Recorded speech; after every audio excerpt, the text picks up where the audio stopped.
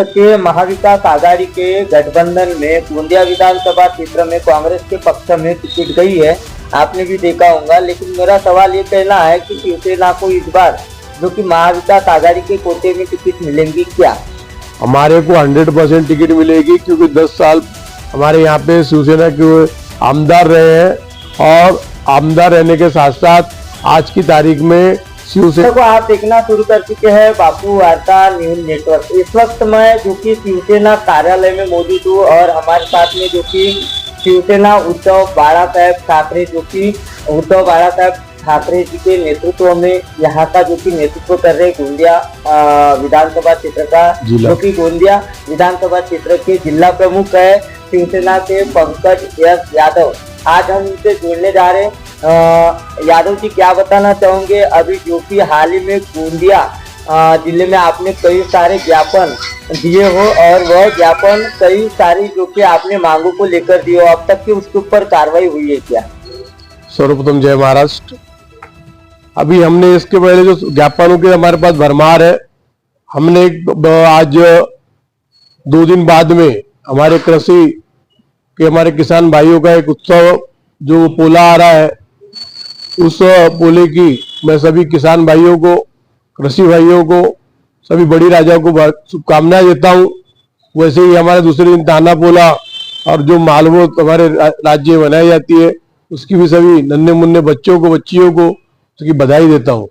आपको बता देना चाहता हूं कि हमने जिलाधिकारी महोदय को अभी हाल में जो अवकाड़ी पाउस आया था, उसका जो यहाँ पे पंचनामा होने के बावजूद भी इस जिले के किसान भाइयों को उसके पैसे नहीं मिले।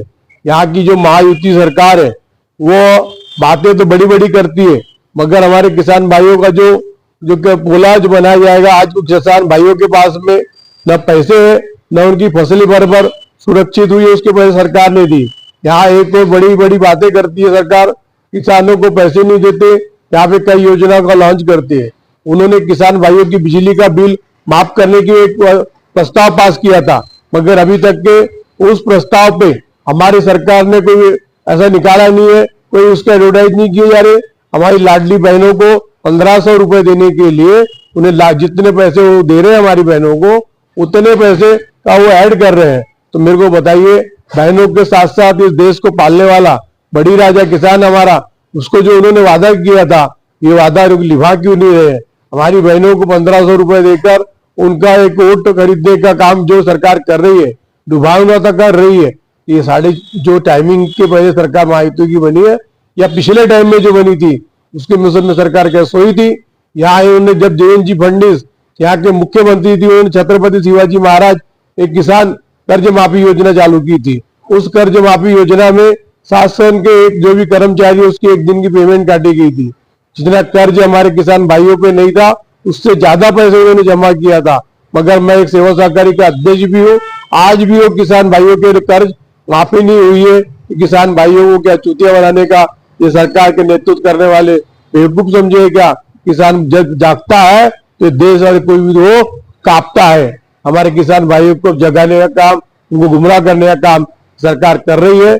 इसके विरोध में हमने जिलाधिकारी को पत्र दिया था, मगर अभी तक जिलाधिकारी महोदय ने पंचनामा होने के बावजूद भी हमारे किसान भाइयों के अकाउंट में कोई पैसे नहीं आए, उनको गुमराह किया जा रहा है।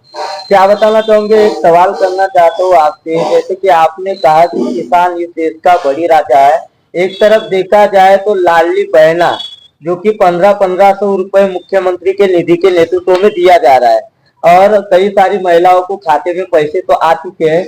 लेकिन एक तरफ जब हम अभी गोंदिया विधानसभा क्षेत्र नहीं तो अन्य विधानसभा क्षेत्र का हम सर्वे कर रहे हैं, तो सर्वे रिपोर्ट में कई सारी महिलाओं का कहना आता है कि गैस सिलेंडर का रेट कम कर देना था, 1500 रुपए देने की बजाय एजुकेशन स्तर की जो फीसेस है वह कम कर देना था, जहाँ पे जरूरत है वही पैसा देना था। ऐसी कई सारी बातें जो कि महिलाओं की तरफ से भी आती है। क्या आपको लग रहा है कि इलेक्शन के पहले कुछ राजनीतिक फंडा या चुनाव हारने का डर विपक्ष का? ये तो सच्चाई है। वो कहते हैं ना, बनावट प्लास्टिक के फूलों से खुशबू नहीं आ सकती और गुलाब के फूलों के बगैर कोई खुशबू दे नहीं सकते। ये वही का प्रथा है। आज हमारी जो बहनों ने बोला है, ये बहुत सही बात बोला है। आप एक बात समझ लीजिए आज हमारी बच्चियों के साथ में स्कॉलरशिप का जो है तो स्कॉलरशिप बंद हो गई है। लाडली बहना योजना चालू की, हमारा उसका कोई विरोध नहीं है, मिलना चाहिए। मगर आप बताइए चाहे गैस सिलेंडर का रेट क्या से क्या हो गया।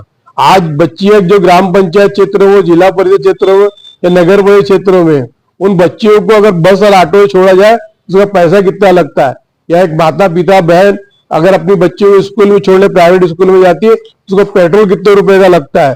ये तो ऐसा है खोखे सरकार ने 50 खोखे लेके जो कमाया है, वैसी हमारी बहनों को 50 रुपए देकर उन्हें चूतिया बनाने का, अपना वोट हड़पने का काम किया जा रहा है। जो भी बच्चा स्कूल जाता है तो अपने बच्चा अपनी माता पिता से मुझे चिप्स होना फलानी चीज होना वो मांगता है, और जब घर में बच्चा वापस आता है कोई होता है उससे 50 रुपए तो उसी में चले जाते हैं। दूसरा आज जो लाइट का बिल है हमारे राज्य में, हमने प्रतिवेदन भी दिया था उकाड़ी पाउस का भी, उस दिन हमने शव यात्रा निकाला था बिजली के। आप देख लीजिए 3 महीने पहले का लाइट का बिल और अभी के लाइट का बिल कितना फर्क है। आज 100 कोई भी दुकान में जाओ 10 साड़ी की जगह 12 साड़ी लो तो एक दुकानदार उससे क्या कहते एक साड़ी मुफ्त में देता है, मगर यहाँ 100 यूनिट के ऊपर 1 यूनिट भी अगर चढ़ जाता है तो उसे डबल पैसे लगते हैं। तो हमारे 1500 रुपए जो बहनों ने जिसने कहा सही कहा, आज जो लाइट का बिल उन्हें 500-600 रुपए या 200 रुपए का आता था, आज की तारीख में 1000 से 1500 रुपए का आ रहा है। तो एक तरफ एक छोटे से बटुए में पैसे डाले जा रहे हैं और 3-4 जेबों से पैसे निकाले जा रहे हैं। ये सही कहा बहनों ने, 1500 रुपए नहीं, हमारे गैस सिलेंडर हो, लाइट का बिल हो, स्कॉलरशिप हो, और जो हमारे जो युवक हो उनको जो बेरोजगार भत्ता मिलता था, हमारे जो अनुदान जो निराधार माता पिताओं को बुजुर्गों को मिलता था वो चालू करना चाहिए। पुरानी योजना का जो लाभ जनता को मिलता था उसे बंद कर इस सरकार घबरा रही है कि हम चुनाव लड़ेंगे तो हार जाएंगे। इसके लिए ये जनता को अपने वोट, अपने संविधान के हिसाब का जो वोट है, बेटी जैसा वोट, वो अपने पास कैसे किया जाए, ये उसका एक प्रलोभन जनता को देने का काम किया जा रहा है। एक तरफ लाडली बहना की बात करते हैं, मैं आपसे एक सवाल करना चाहता हूँ। आपने सुना होगा हाल ही में हमारे महाराष्ट्र का जो कि बदलापुर, और दूसरी ओर देखा जाए तो कोलकाता, और ऐसे कई सारे जो कि मामले आज जो कि इस देश की जो महिलाएं हैं, लड़कियां हैं, आज सुरक्षित नहीं है, उनके साथ दुष्कर्म होता है, और कहीं ना कहीं जो कि प्रशासन है वो लुचता रहता है, और कई सारी जो कि बातें सामने नहीं आती वह तो फाइलों में दबा दी जाती है। लेकिन इतना बड़ा मामला आने के बाद सामने भी, लेकिन अब तक की कोई कार्रवाई नहीं। आपने सही क्वेश्चन किया। इस देश में बेटियों के साथ जो अपमान हो रहा है, दुष्कर्म हो रहा है, आप इसी महीने का एक हिस्ट्री निकाल के देखो महाराष्ट्र की बदलापुर, नासिक, पुणे, गढ़चिरौली, चंद्रपुर, नागपुर, गोंदिया, ऐसे कितने सारे जगहों पे, पुणे में ऐसे कितने सारे जगहों पे हमारी बहन बेटियों के साथ में जिनकी उम्र मात्र 4-4 साल से 10 साल और कुछ कम ज्यादा है, उनके साथ में घटनाएं घट रही है। आज मेरे को समझ में नहीं आता सरकार और जो इस रोकने का काम क्यों नहीं कर रही है।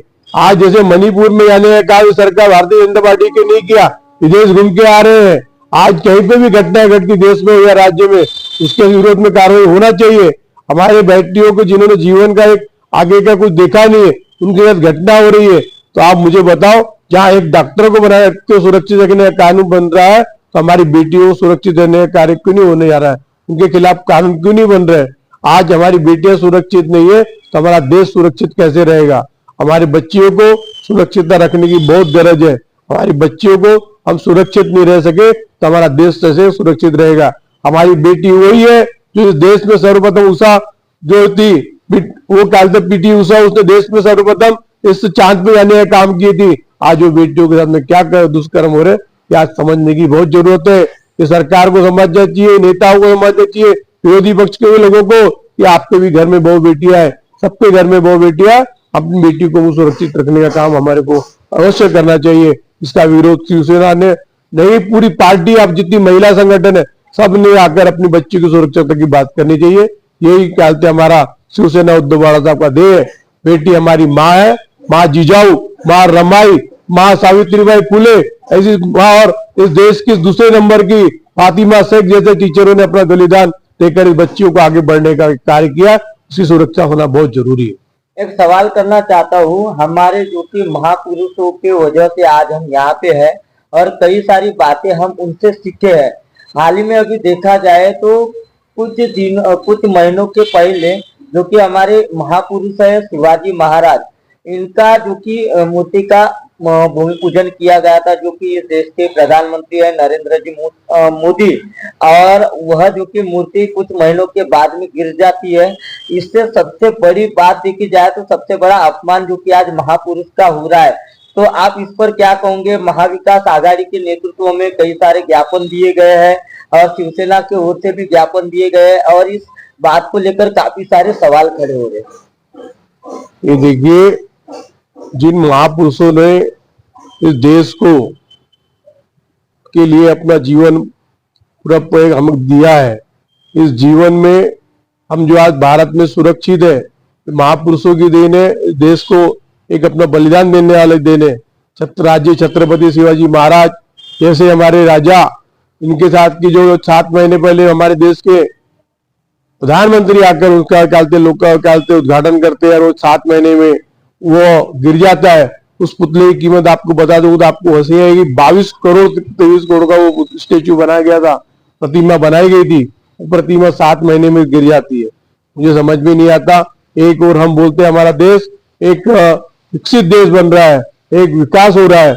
हमारे महापुरुषों के साथ में ये भारतीय जनता पार्टी ने सभी हो, महात्मा ज्योतिबा फुले हो, डॉक्टर बाबा साहब हो, ऐसे हमारे देश के महापुरुषों के खिलाफ भगवानों की मंदिरें बनी है, सभी लोकसभा बनी है।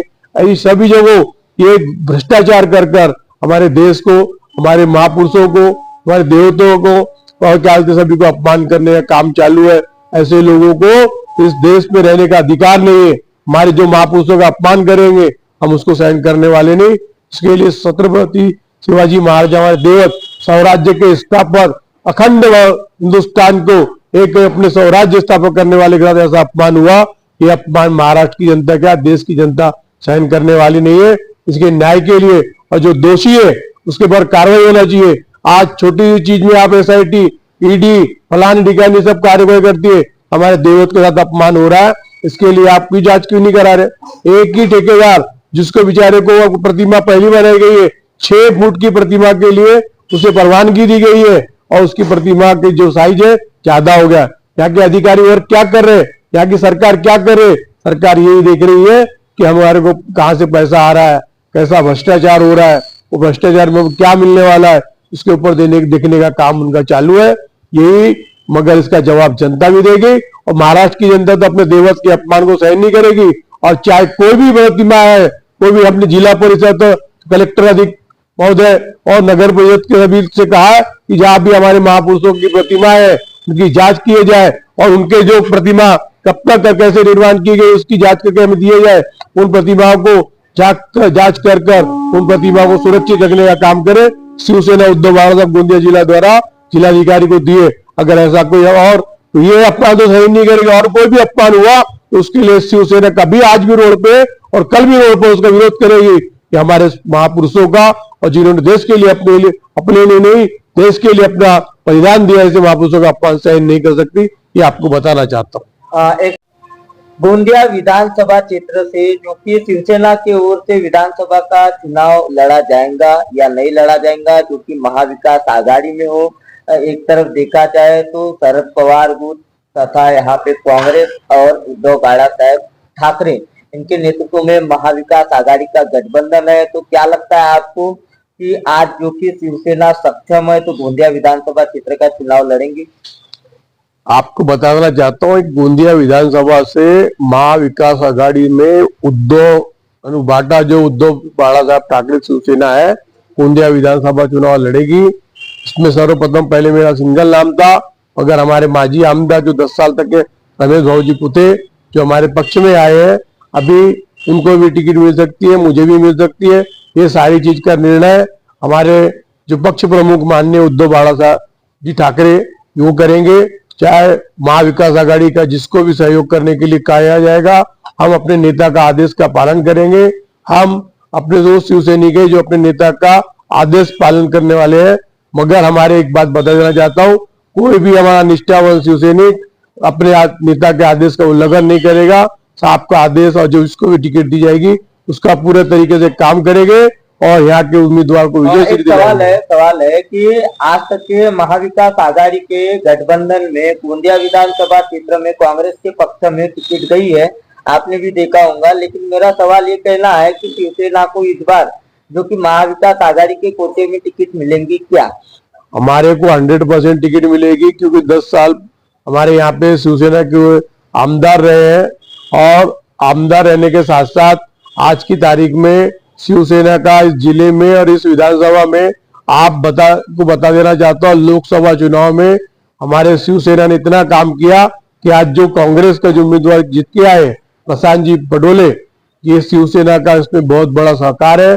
और यहाँ की जो सीट है गोंदिया की सीट, पहला अधिकार हमारा है और अधिकार हमारे हमने नेता को बता दिया गया है और हमारे नेता उसके ऊपर हमारे कार्यकर्ताओं को पदाधिकारी को एक हमें अच्छे गिफ्ट देंगे।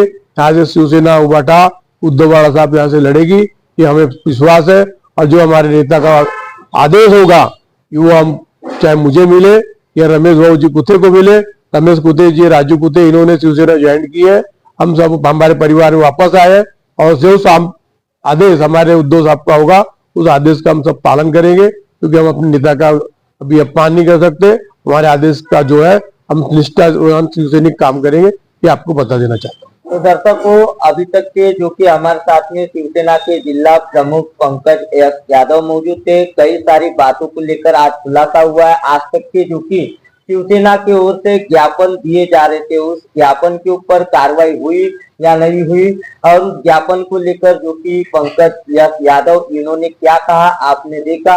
दर्शकों, अगले पार्ट में बहुत जल्द मिलेंगे। गोंदिया से देवेंद्र जमाए, नमस्कार।